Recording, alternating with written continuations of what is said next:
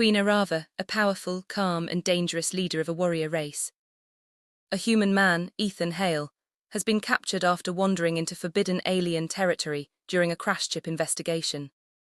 Ethan is brought into the Queen's throne chamber, where hundreds of alien warriors watch him in silence. When the Queen sees him, she does not order his execution. Instead, she studies him with strange interest. The Queen declares that Ethan has unknowingly passed a sacred trial by surviving the dangerous forest alone. Because of this, tradition demands that he be offered a companion, one of 3 elite alien women. The crowd expects him to choose, but Ethan has no idea what is happening. The Queen presents 3 alien women, each famous, feared, and extremely powerful.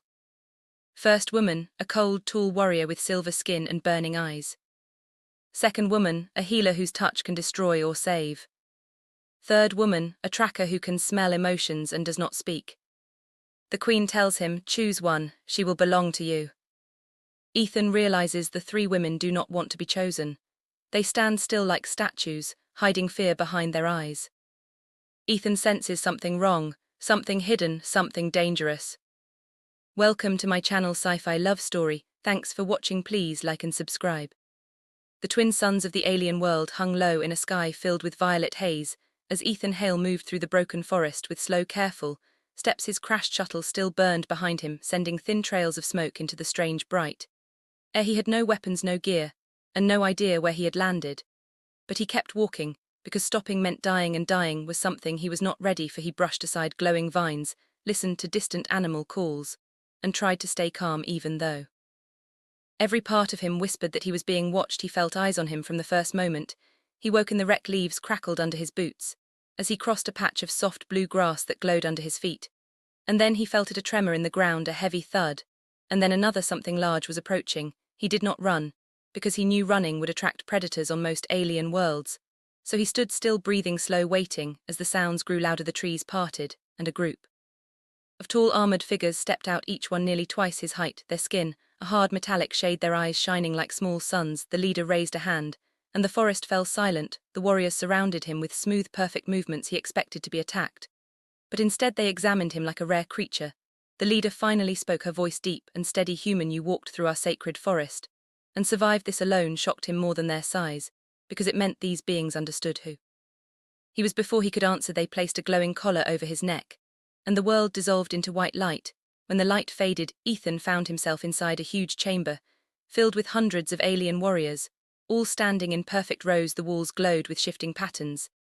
The ceiling opened to the sky, showing swirling purple clouds. At the far end, on a raised platform, sat a woman taller and more powerful than the rest. Her presence struck him like a wave. She was the Queen Arava, ruler of this world. Her skin shimmered like starlight, her hair floated as if carried by an unseen breeze. Her golden eyes locked onto him, and the chamber grew silent. Ethan felt the weight of every gaze pressing against him as Queen's warriors pushed him closer to the throne.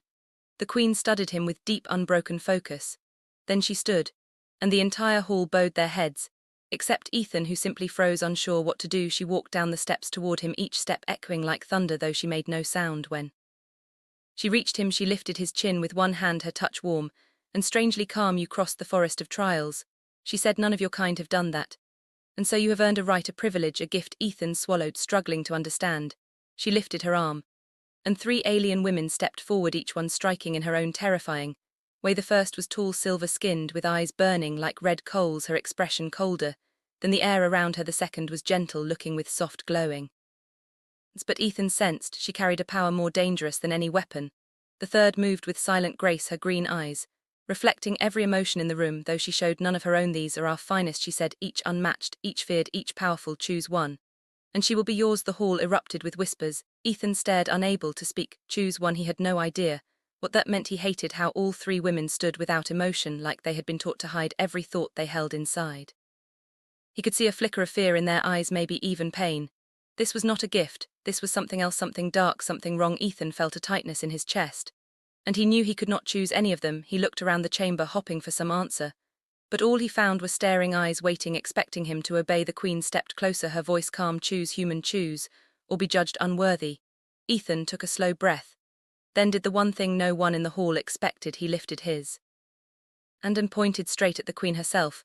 The silence was instant. Absolute warriors froze, some reached for their weapons. The three women gasped. The queen herself tilted her head, confused, shocked, even curious, her golden eyes locked onto Ethan. Human, she said, do you understand what you do? Choosing me breaks our oldest law. Ethan kept his voice steady. You asked me to choose someone I trust, someone I believe will not treat me as a thing. I choose you. Her expression changed in a way he could not read. It was not anger and not pride, something deeper, something dangerous. Her warriors screamed in protest. But the queen lifted one hand, and the noise died at once. She stepped so close Ethan could feel the heat of her skin, the glow of her power. Then she spoke softly, so softly only he could hear. If you choose me, then you must survive a night in my private chambers. Survive, and I will grant you truth. Fail, and your bones will rest with the forest. She turned to her people, and her voice boomed like rolling thunder. The human has chosen his trial. He will face the night trial of the sovereign. Every warrior stepped back, their faces pale as stone. Ethan was taken down long halls lit by glowing crystals, the air filled with strange whispers and moving shadows. Every turn revealed new sights, giant statues, shifting walls, creatures swimming through liquid glass tubes. Guards warned him with shaking voices, do not anger the queen, do not touch anything, do not run. Ethan reached the queen's chambers, a vast dark space filled with strange energy like the air. Before a storm, the doors shut behind him, trapping him inside. And then the queen appeared without armor, her eyes glowing brighter than before. She stood like a force of nature, calm, powerful, unreadable. She walked toward him slowly, each step heavy with meaning and danger. Human, she said, you broke our sacred rule, you defied tradition. And you pointed at me, the one no one is allowed to select. Her voice lowered to a whisper that made the room vibrate. If you survive this night, you will learn the truth behind what you were truly meant to choose. Ethan tightened his fists, feeling fear crawl up his spine. But he nodded, ready, because there was no going back. The queen raised her hand, and the room changed, shifting into something vast and living, and full of ancient secrets. And her final words before the trial began cut through him like a blade. Brace yourself, human, your real test starts now. The room around Ethan twisted like a living dream, the walls stretched into endless shapes. The floor shifted under his boots, and shadows moved even though there was no light. The Queen Arava stood at the center of the chamber, her eyes glowing with deep gold, her presence filling every corner of the space. She did not move, yet her power spread through the air like heat from a sun. Ethan felt it pressing against his chest, pushing at his thoughts, trying to pull out every secret, every fear he had ever tried to hide. She spoke with a voice that vibrated through his bones. Human, this is the night trial, the test of truth and courage. No blade, no warrior, no trap in this world is as deadly as what you face here. Her words floated through the air without echo. As if the room itself swallowed every sound, the chamber began to dim, until only she remained visible, a single point of shimmering light. Ethan felt his heartbeat slow, then race. Then slow again, as if something unseen controlled it. Suddenly images flashed around him, memories from childhood, from Earth, from the crash, from moments he tried to forget. They spiraled around him in a storm, pulling him into them. He saw the face of his missing brother, he saw the fire that destroyed his hometown, he saw himself failing over and over, every mistake, every pain, every loss. The Queen walked through the illusions untouched, watching him with calm, unbroken focus. Ethan struggled to stay standing. Each memory felt like a stab, each failure dragged at his mind. Yet he refused to kneel, he refused to give up. When the illusions faded, the Queen circled him slowly, her voice softer than before. You endure more than I expected. She said, your mind does not break easily. Many warriors of my people have fallen to these visions. Ethan, breathing hard, said, you think illusions will make me stop? I have lived with worse. The room shifted again, this time the air grew cold, sharp enough to sting his skin. He saw the three women who had been offered to him. They appeared like ghosts, watching him with unreadable eyes. The Queen raised a hand, and their images grew clearer. The first, with silver skin, looked stronger than before, yet hidden fear sat behind her burning eyes. The second, with glowing hands, held her arms tight against her body, trying to hide trembling. The third stood completely silent, but her eyes said everything. Ethan saw their pain. The Queen spoke, they are not gifts, human, they are sacrifices. The chosen are never free, they are bound to the warrior who takes them. They will remove their lives shaped by tradition. She walked in front of him, her expression unreadable. I wanted to see who you were, if you would choose power, or if you would see the truth. Ethan clenched his fists, anger rising. You wanted me to choose someone so you could judge me. The Queen inclined her head. Yes, because many who pass the forest trial believe themselves worthy, but unworthy hearts choose without thought. Unworthy warriors take without seeing. Ethan looked into her golden eyes and said firmly, then you should end this tradition. No one should live like that. Something changed in her gaze, a flicker of emotion he could not name. The room shifted again, now turning into endless darkness, only the Queen and Ethan standing within it. She lifted her hand, and a glowing sphere formed between her palms showing a map of stars. Ethan stared. As she spoke, a war is coming, human, a war older than your world, older than mine, an empire from beyond these stars. Consumes planets, it destroys minds, it erases whole cultures. When it arrives here, my people will fall. She stepped closer, her eyes bright. I need someone who sees differently, who breaks rules, who questions everything, who refuses what others accept. I need a mind like yours.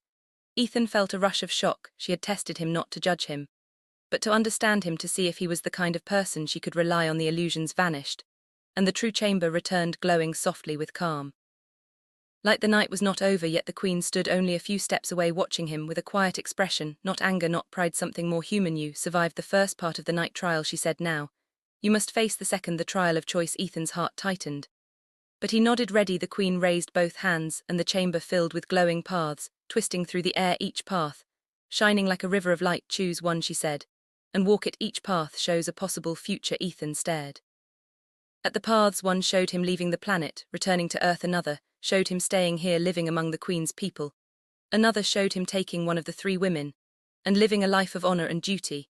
And one path glowed brighter than the rest, a path that showed him standing beside the Queen in battle, the two of them fighting an enemy made of shadow and fire. Ethan stepped toward the brightest path without hesitation. The Queen watched him closely, her golden eyes narrowing as he touched the glowing light, and a vision opened before them. He saw himself standing with the Queen, commanding warriors, united, fighting not as ruler and servant, but as equals. He saw the three women freed.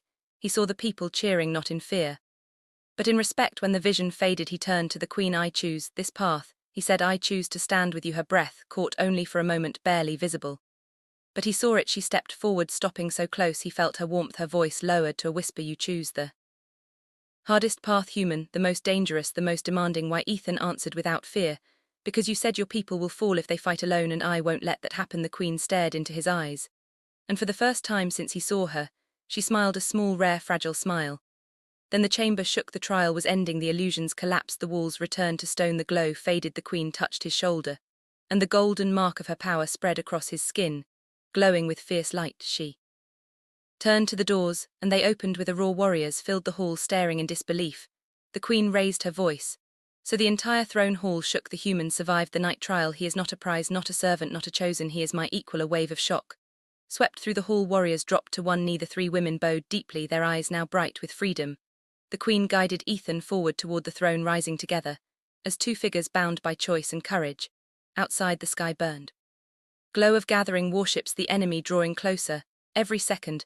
The Queen looked at Ethan, her golden eyes steady. Come, human, your new life begins now. And together they walked toward the rising storm, ready to face whatever waited in the dark sky above.